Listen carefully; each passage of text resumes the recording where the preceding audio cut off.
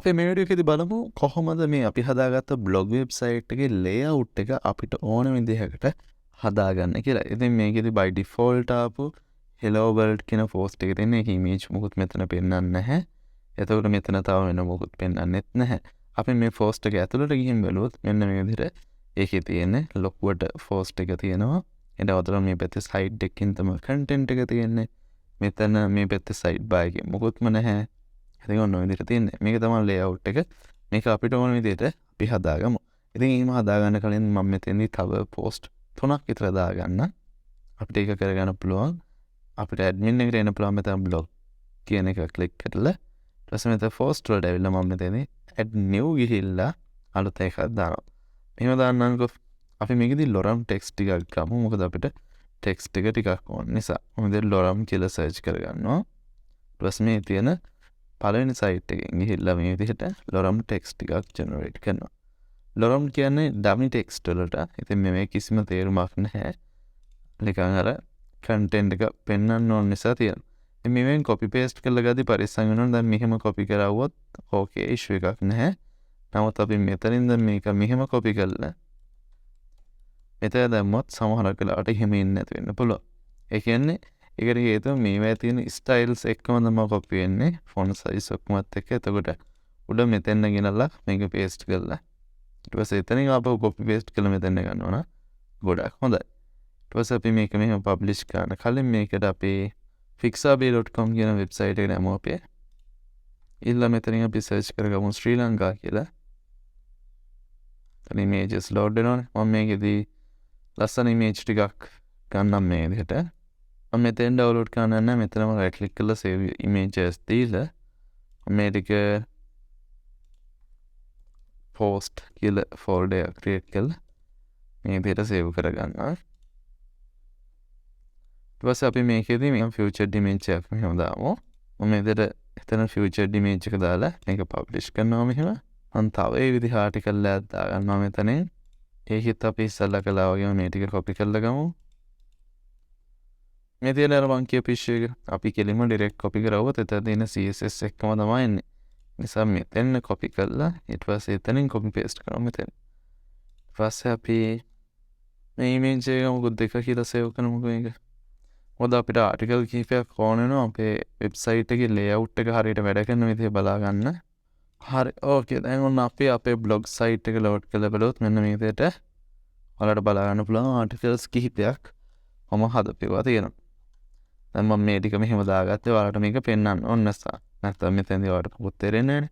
මම මෙතෙන්දී මේ ආටිකල් දාන විදිය එහෙම නැත්නම් මේ post create කරන එක ගැන වෙනම වීඩියෝ එකක් ඉස්සරහට create කරනවා. ඒක නිසා මේකෙන් worry වෙන්න එපා මේ මොකද්ද උනේ කියලා එකපාරටම.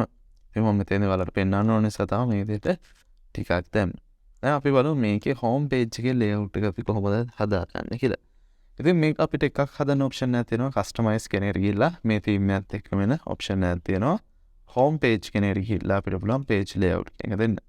ඉතින් මෙතෙන්දි තියෙන්නේ ඔයාලට පේනවා ඇති classic large post කියලා එකක්.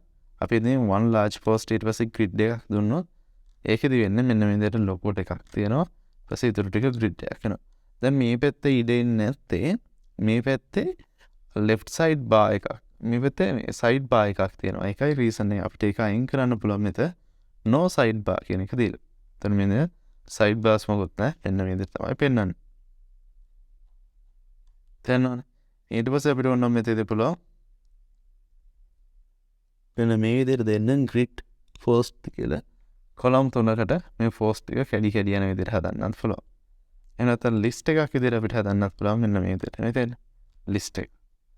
list එක හදනවා නම් අපිට අනිවාර්යෙන් right side bar එක දාගන්න පුළුවන්. මොකද ඒකට side bar එකෙත් මොන හරි දාලා list එකක් දාන්නත් පුළුවන්. ඊට grid post කියලා දාන්න පුළුවන්. ඒතර grid එකේ දෙකයි තියෙන්නේ side bar එකත් එක්ක ගියොත් එතන දෙකයි එන්නේ.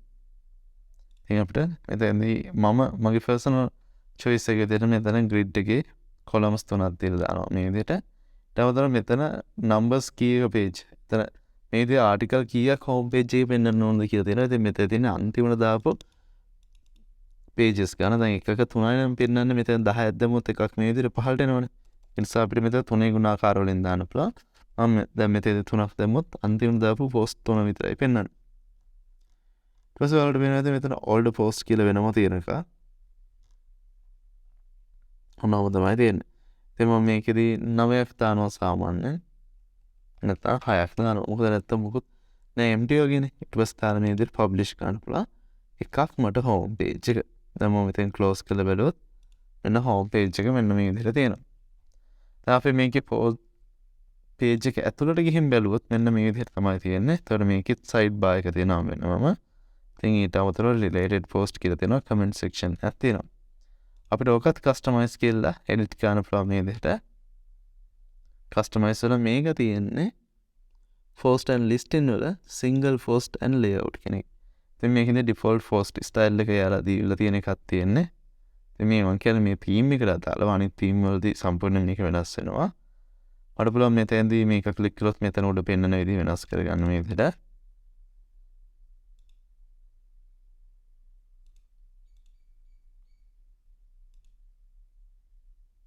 මේ දෙන්න දෙන්න. ඉතින් අපි මේකෙත් sidebar එක අයින් කරලා දාමු. මොකද මම sidebar එකට personally කැමති නැහැ. sidebar එක අයින් කරපුවම ටිකක් ලොකු පෙනුමක් දෙනවා මේකේ මේ විදිහට. ඔයාලට බලවුවොත්. අපිට පුළුවන් මෙතන මේ share කරන්න තියෙන එකේ මොනවද share කරන්න float option services තියෙන කියලා. දැන් මේකේ තියෙනවා Facebook, Twitter, Pinterest. තවතර අපිට ඕන LinkedIn දෙන්න පුළුවන්. email වලින් share කරන්න හදන්න පුළුවන් මේක ඔන්න.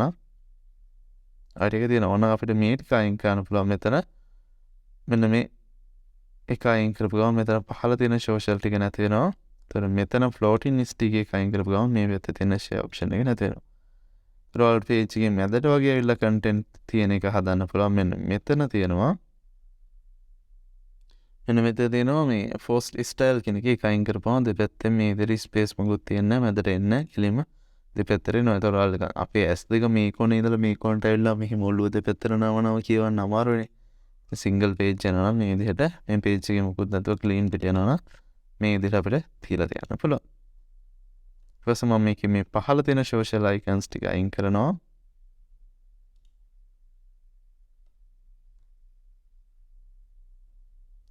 ඊට පස්සේ මෙතන දැන් category එක අපේ තියෙනවා. ඊට අමතරව related post කියලා જાතියක් තියෙනවා මෙන්න මෙතන. ඒ කියන්නේ මේකත් එක්කම same category එකේ තියෙනවා. හෝ tags වල තියෙනවා. අපිට පුළුවන් නම් categories වල ඒවා විතරක් දාන්න මෙතන. නැත්නම් tags වල ඒවා විතරක් දාන්න පුළුවන්. same category එකේ තිබ්බොත් මෙතන පෙන්නනවා. තවතර මෙතන related post කීයද පෙන්වන්නේ කියලා තියෙනවා. ඉතින් මෙතන related post number 4ක් කියලා තියෙන්නේ. අපිට ඔක 3ක් කරන්න පුළුවන්. මෙතනත් 3ක් තියෙන column කීයකද? column 2කද 3කද කියලා තියෙන්නේ. 3ක කියලා තියන්න පුළුවන් full screen වෙන නිසා. ඊපස්සේ අපිට මේක publish කරන්න පුළුවන් මෙහෙම. ඒ වගේම අපිට මෙතන මේ ලොකටම තියෙන image එක ඕන නැත්තම් මේකේ උඩට ඇවිල්ලා අපිට මෙතන මේ featured image area කියන එක අයින් කරපු ගමන් image එක load වෙන්නේ නැහැ. මෙන්න මේ විදිහට තියෙනවා. එතකොට අපි දැනගන්න ඕන අපේ title එක ගන්න මේකේ magazine style එකට වගේ දාගන්න මෙන්න මේ. ඔය සමහරක් වෙලාවට තමයි ලොකු image එකක් තියෙනකොට අපේ website එක load වෙන්න යන ප්‍රමාණය ගොඩක් වෙලා යන්න පුළුවන්. ඒ කියන්නේ උදාහරණයක් විදිහට කිව්වොත් website එකේ loading time එක දැන් අපි මේක තාම local යන නිසා අපිට ඒක ගාණක් නැහැ. නමුත් මෙතන තියෙන මේ website එකේ loading time කියන එකත් අතිශය වැදගත්. ඉතින් ඒක නිසා මම image එක අයින් කරලා තමයි තියෙන්නේ. සාමාන්‍ය web page එකේ මේ විදිහට අපිට ලොකුටම web browser එක දාගත්තාම පේන්නේ නැත් වෙන්න. මෙන්න මේ පහළට ඇවිල්ලා තමයි අපි දාගන්න ඕනේ image එකක්. එහෙම වුණොත් ඒවා lazy load කියලා method එකකින් load වෙන්නේ. ඒතකොට ඒක page එක load වෙලා ඉවරුණාට පස්සේ load වෙන්නේ. ඒතකොට page එකේ loading speed එකට ඒක බලපෑමක් වෙන්නේ නැහැ. ඒක නිසා මම මේ layout එක එහෙම හදනවා. අපි මේ දේවල් වලට ඉස්සරහට එනවා. ඔන්න දැන් ඒතර අපේ single page එකත් හරි. ඒතකොට මේ ටිකත් ඔක්කොම හරි. දැන් අපිට තව දෙයක් කරගන්න ඕනේ. home page එකත් හරිනේ. blog එකේ ඔක්කොම හරි. දැන් මේකේ මේ text එක මට එච්චර fit එකක් නෑ මේ පැත්තෙන් මෙහෙම ගිහලා. ඒක නිසා මම text එක justify කරනවා. මේකේ text එක justify කරන option එකක් default අපිට නැති වෙන්න පුළුවන්. අපි බලමු මේකේ typography and font කියන එකට ඇවිල්ලා fonts and sizes වලට ඇවිල්ලා අපි බලමු. එදිට font ටික තියෙනවා. එහෙම specifically මුකුත් කියලා නැහැ අපිට මේක කොහොමද හදන්න කියලා. මෙතනත් මොකුත් නැහැ. හරි එහෙම වුණොත් අපි මේකේ additional CSS කියන එකට ඇවිල්ලා මේකේ මේ content එක ඉන්නේ මොකටද කියලා අපි බලන්න ඕනේ. මෙන්න මෙතන තියෙන ටික් එක දාපුවම අපිට මේක එන්න පුළුවන් මෙහෙම. මේ තියෙන ක්ලාස් එක the first කියලා තියෙන්නේ. ඉතින් the first කියන එක අපි බැලුවොත් මෙතන කොපි කරලා අරගෙන අපි ඊට පස්සේ ඩොට් එකක් තියලා the first කියලා දාලා ඉදිරිය කෝලන් එකක් ඕපන් කරනවා. දැන් මේක ඇතුලේ අපි දාමු text align justify කියලා. අන්න එතකොට මේ text එක ඔක්කොම justify වුණා. ඊට පස්සේ අපි මේක අවසානයේදී අතර කරන්න මේ විදිහට ලකුණක් දාලා ඊට පස්සේ මේකෙදි important කියන එක දාලා ඊට පස්සේ මේ විදිහට ඒක semicolon එකක් දාලා මෙතෙන් අන්තිමේ publish කරනවා. එතකොට ඔන්න අපේ වෙබ්සයිට් එකේ layout එක අපිට ඕන විදිහට හදාගත්තා. ඒ කියන්නේ අපිට කියන්නේ මේක ඇත්තටම මට ඕන විදිහට මම මේ හදාගත්තේ. දැන් මම මෙතන share buttons ටිකත් ඕන නැත්නම් මට පුළුවන් මේ තෙන්දි මෙතන customize කියන එකට ගිහිල්ලා මේකේ post and listing වලට single post වලට මෙතනින් අපිට පුළුවන් floating social icon ටික remove කරලා දාන්න. ඊට පස්සේ අපිට පුළුවන් මෙතෙන් close කරලා බලන්න දැන් page එක කොහොමද load වෙන්නේ කියලා. ඒතර මෙන්න මෙතන download වෙන්නේ. ඉතින් මම හිතනවා මේක සෑහෙන හොඳ විදිහකට තියෙනවා කියලා. ඉතින් මේ මගේ කැමැත්තට හදපිටේ ඔයාලට කැමති විදිහකට මේක හදාගන්න පුළුවන්.